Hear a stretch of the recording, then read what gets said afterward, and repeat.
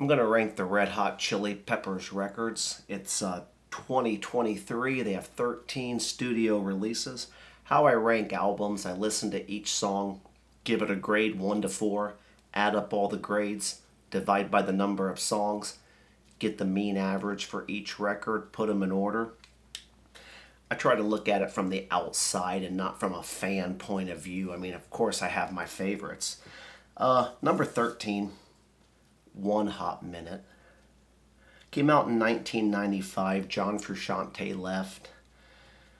Jane's Addiction and the Red Hot Chili Peppers were about the two biggest bands of that time. And Jane's were having some dysfunction. Dave Navarro kind of became a free agent. He was about the only guy the fans wanted to see if Frusciante was in fact leaving. And One Hot Minute is one hot mess. It's bad. One word for One Hot Minute: disappointing. I mean, just disappointing. We expected, I don't know what we expected, what I expected. I mean, I kind of thought it'd be like Joe Walsh joining the Eagles or Neil Young joining Crosby, Stills, and Nash. I thought that was our moment for this great union, and the album stinks. The best tracks, I guess Warped, the lead single off the album, is the best song, but it's not even that good. The riff sounds like every other riff that we had already heard up until that point. There was nothing fresh about it. The worst tracks, Coffee Shop, P. Flea sings P. I don't know why it's there. They did it on their last tour. You know, Flea would come out, he would sing P, the crowd would laugh, he'd throw his arms in the air, and I'm thinking, this is 5 minutes. You could be playing a B cut off of, any other album. Just a dopey song. One Big Mob, Walkabout, Falling into Grace. Dave's using some kind of a talk box, it sounds like. The only guys who should use talk box are David Gilmour and Peter Frampton. Shallow Be Thy Game, another bad song. Transcending. Those songs are just bad. One Hot Minute stinks. Number 12 is the debut record from 1984. Apparently at this time, Flea had only been playing bass for 2 years. Now, he played trumpet. His stepdad was a big jazz musician or a jazz guy. There was music in the house, but just amazing that he was still new to the bass, apparently. Now, this album has Jack Sherman on guitar, Cliff Martinez on drums, and of course, Flea and Anthony. One word for the debut record: it's monotonous. The best tracks, there are no great tracks. True Men Don't Kill Coyotes. I mean, that's kind of a cool classic tune. Buckle Down's okay. Green Heaven's okay. The worst tracks on the debut record: Mommy, Where's Daddy? This song is terrible. It is creepy. It is the worst song I've ever heard on a Chili Peppers record. It might be one of the worst songs I have ever heard on any record. It is awful. Police Helicopter, awful. Debut album, 1984. At number 11's Return of the Dream Canteen. This came out in 2022. As of now, it's officially their last release. I really don't understand this record. Unlimited Love was the current record. The tour was the Unlimited Love tour. There was all kinds of hype for a good year and a half that Frusciante was coming back. Blah, blah, blah. And then 6 months after Unlimited Love, in the middle of their tour, the band announces, oh, we're releasing another giant hour and 15-minute long studio record, and it'll be out Tuesday. It hit me by surprise. One story is these are all songs that were considered for Unlimited Love. There might have been talks of making Unlimited Love like a big double album, stadium, Arcadium kind of an affair. And then, assuming that idea hadn't been kicked to the curb, they had all these extra songs. Another story is as they were rehearsing for the Unlimited Love roller coaster that was about to To begin, all these new riffs started coming out, and the songs almost wrote themselves, and that, of course, happens too. Either way, the songs just aren't that good. They're okay. But there are two songs on this album that are just incredible. Eddie and the Drummer. These two songs are like little diamonds in just a long, long record. I say long because the songs just aren't exciting. But Eddie and the Drummer are about as exciting as it can get. Those two songs are just great. The lyrics kind of sound forced, though. I mean, I like the old Anthony that kind of sang about himself, his personal experiences, how he has changed. Now he's venturing a little more, it seems, into the realm of, well, this is now my view on the world, and this is maybe how the world has changed. I'd rather have Anthony, sing about himself, but the lyrics just kind of sound forced, and you could probably say that with a lot of Anthony's later career lyrics. Now, it's because we're comparing them to the genius of, the past. So it's a tough shoes to fill, especially when they're your own. But the worst tracks on Return of the Dream Canteen: Bella, Roulette, My Cigarette Stinks, Handful, In the Snow. These are just not good songs. If you like anything I say, please hit like and subscribe. Number 10's Freaky Styley, 1985. Second record. Hillel Slovak is now in the band on guitar. Apparently he was the original guitar player, but he could not play on the first record. He had a prior commitment, something else that had more potential, possibly. And on drums was Cliff Martinez. Produced by George Clinton, the Funk Master Parliament George Clinton. I always wondered how the record label got him to do it, because there wasn't a lot of money behind this record.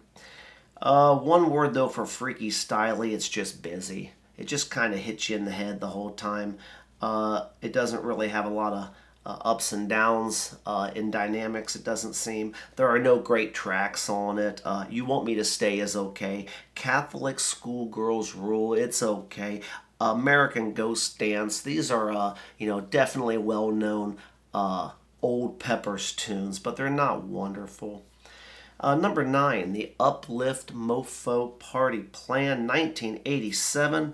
One word for the Uplift Mofo Party Plan: finally. And I say finally because it's better production. There's a little more money behind them, I'm sure. But they finally got the original lineup together.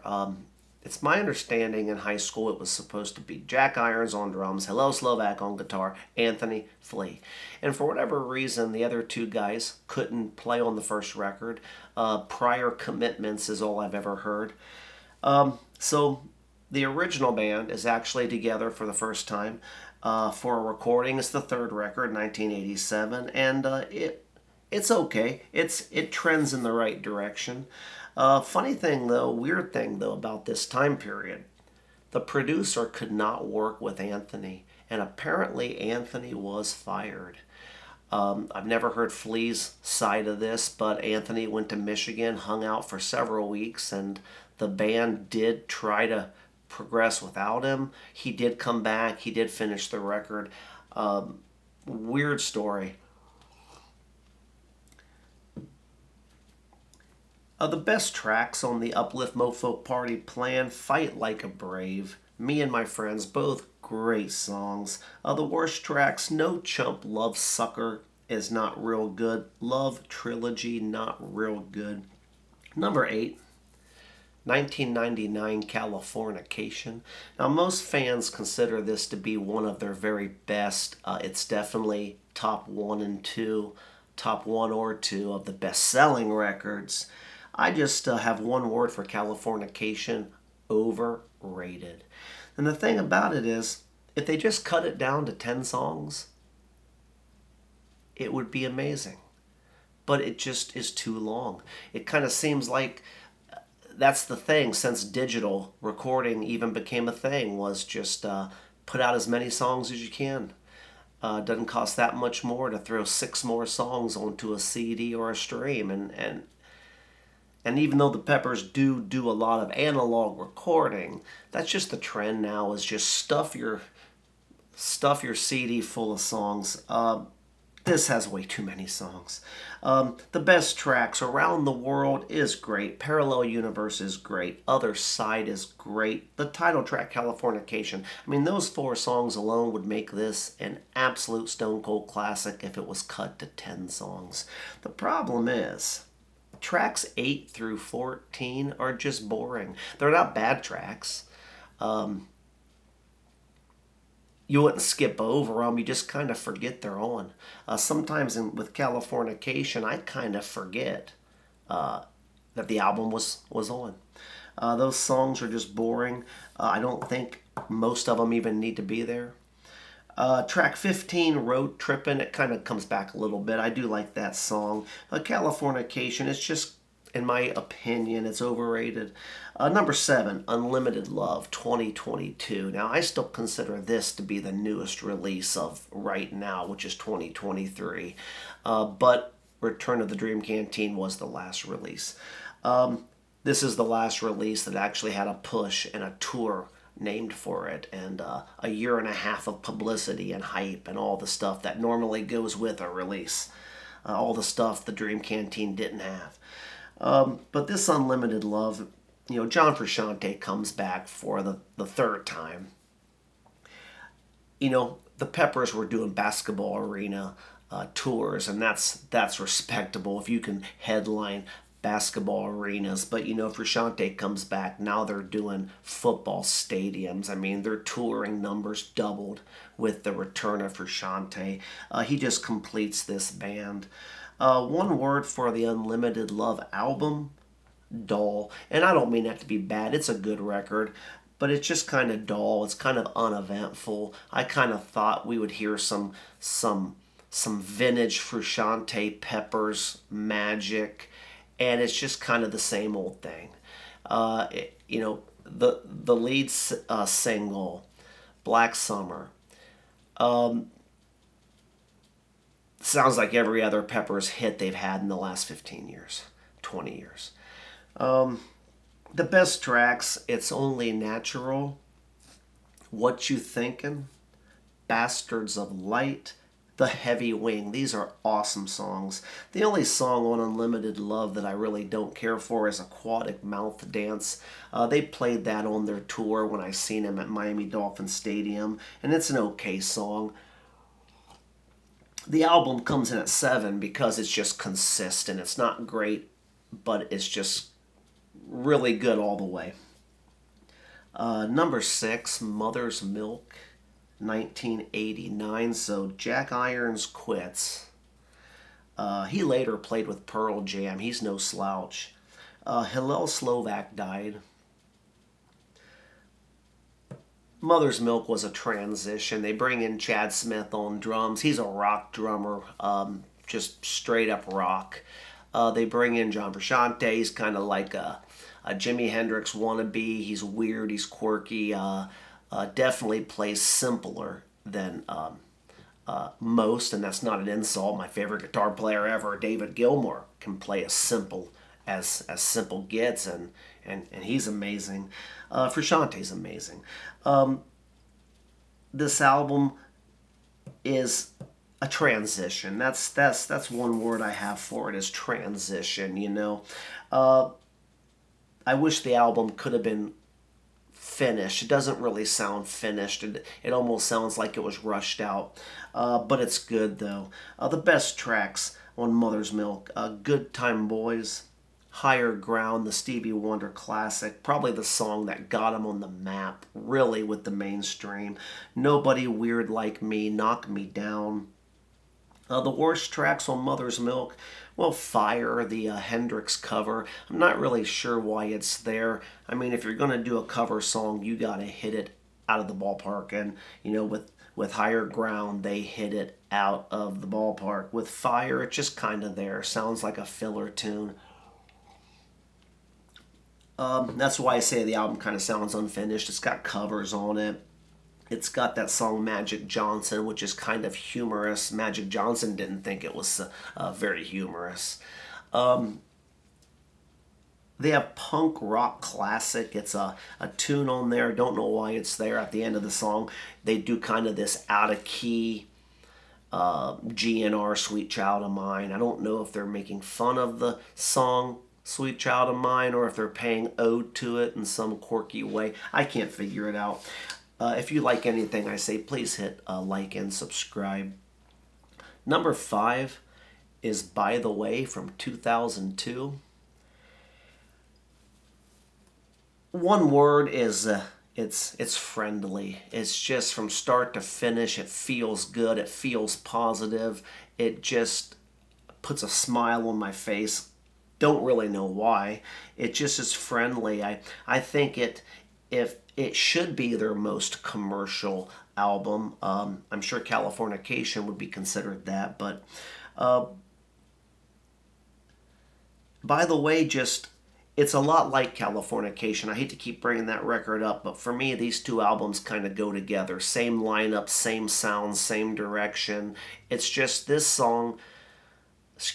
album just doesn't dip. It doesn't have that part in the middle where it kind of just dips and then comes back.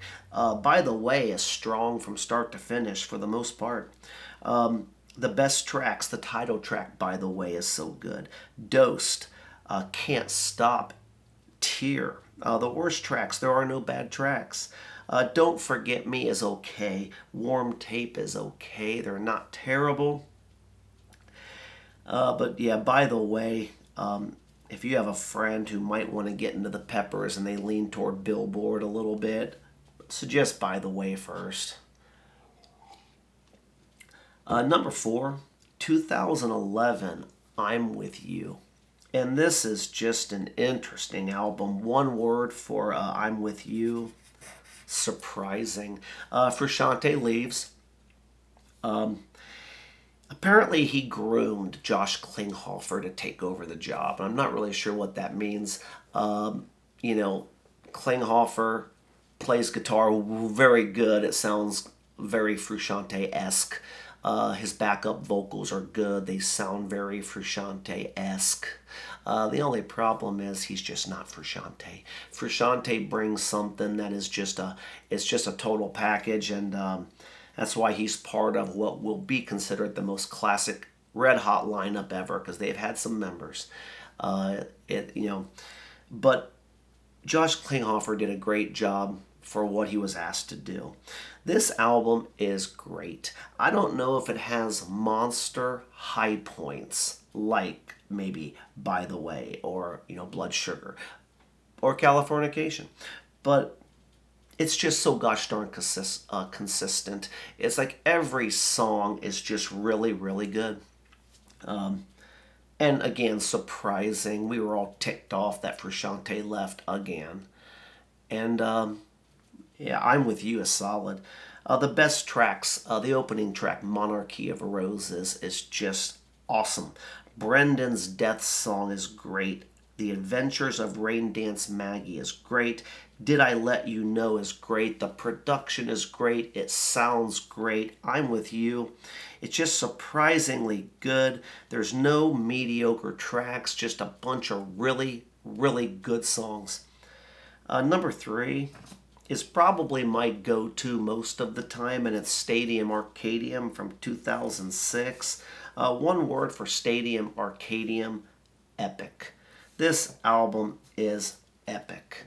28 songs and not a bad song in the bunch. Not a mediocre song. It is just 28 songs that are all very good. The best tracks on Stadium Arcadium: Danny California, Snow, Charlie, which they played on the last tour. The title track, Stadium Arcadium, especially in Michigan, is probably my favorite song. Anthony's talking about lions and tigers, the professional teams in Detroit. Just an awesome song. Tell Me Baby is great. Hard to Concentrate's great. make you feel better. That Chad Smith snare.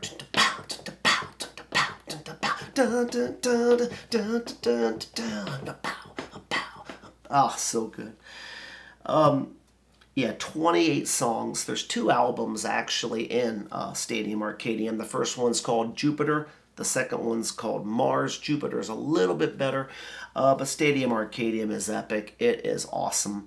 The second best Red Hot album on my list is the Getaway from 2016. This album gets no love, and I understand why. It was the second album with Josh Klinghoffer.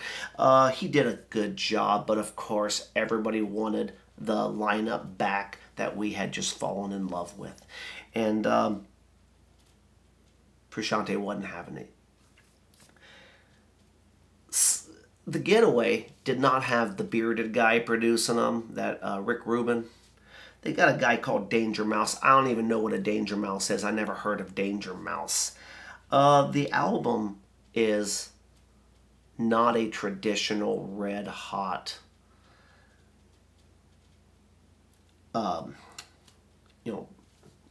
produced record. It's the kick drum kind of at times has this deep, almost a rave or an EDM kind of a thickness. The overall mix is just thick. It's at times you feel like you're in a rave. It is not a traditional Rick Rubin, production from what we had gotten accustomed to. That might have scared a few people off. Again, Klinghoffer's there. I don't want to pile on the guy. I love Klinghoffer, and most of us really do. It's just we wanted Johnny Fruity back.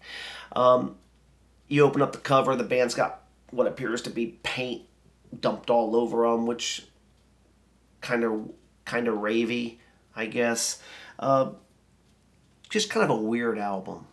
And I think that pushed a lot of people away. The Getaway gets no love. It gets no love at all. And I think it is the second best Red Hot record ever made. It is just underrated. That's the word for the Getaway, underrated. The best tracks, the title track, The Getaway is great. Dark Necessities is great. We Turn Red is great. Sick Love is amazing. Go Robot is amazing. Encore is amazing. Those 6 songs right there are just as good as anything that Peppers have done. I really believe that. The worst tracks on The Getaway. The reason The Getaway comes in at number 2 is there are no bad tracks. There are no mediocre tracks. It's a bunch of just awesome songs. Detroit, the last song. If I had to take one song and cut it, it'd be Detroit. But Detroit's a good song. The Getaway's amazing. I think you just have to look at it kind of from a different perspective because it's not a traditional Red Hot record. And then of course Unlimited Love went back to the, by the way, Californication sound. Even I'm With You would have been in that group. The Getaway is an album kind of in its own little corner, and I love it. But the number 1 record is, of course, Blood Sugar Sex Magik. Blood Sugar Sex Magik from 1991 might be not only the best Peppers album, it might be the best album of the alternative genre, maybe the best album to come out of the 90s. This album is a masterpiece. That's one word for Blood Sugar Sex Magik. It's a masterpiece. This album is so good. The best tracks, The Power of Equality, If You Have to Ask, Suck My Kiss. That riff is brutal. I Could Have Lied. Give It Away, the title track, Under the Bridge. Just an amazing album. If I had to pick my least favorite song, I guess it would be Breaking the Girl. I never really cared for that song, but the thing is, it was released as a single. It had huge MTV airplay, so obviously I missed the boat on that song. Blood Sugar Sex Magik is just a masterpiece. If you like anything I've said, please hit like and subscribe. Peace.